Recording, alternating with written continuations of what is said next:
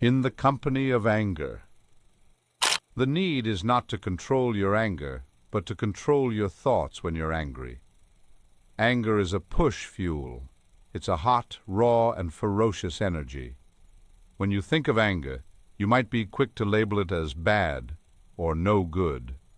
But anger isn't necessarily a bad emotion. It just needs somewhere to go that builds and not breaks. The danger isn't the fire, it's when you light it in the wrong room.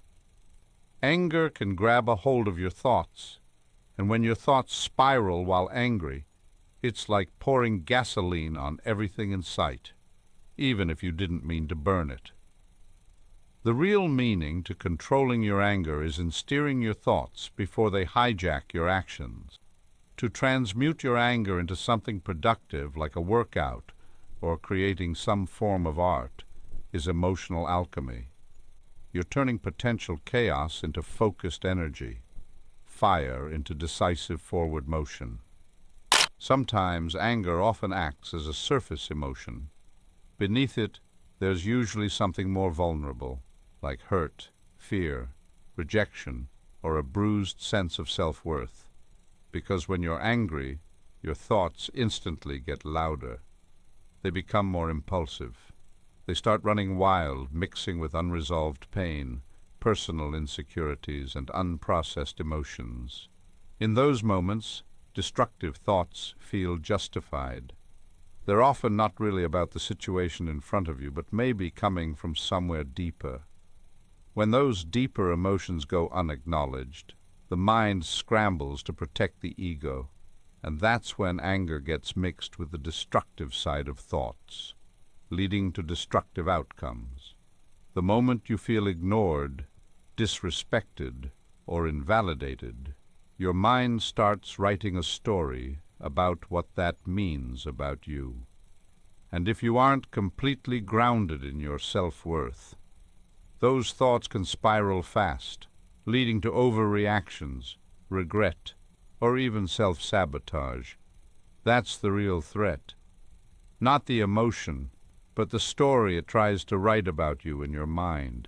If you learn to pause, not suppress, but pause, and witness your thoughts instead of following them impulsively, you'll be surprised to see that anger can be shifted and used as a positive fuel instead to help start and finish tasks.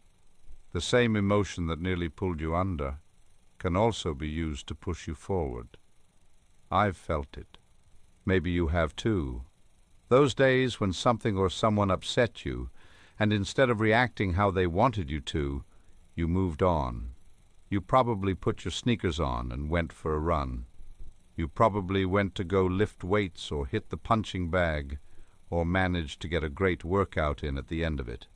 Maybe you opened your notebook and poured out into it after having a writer's block.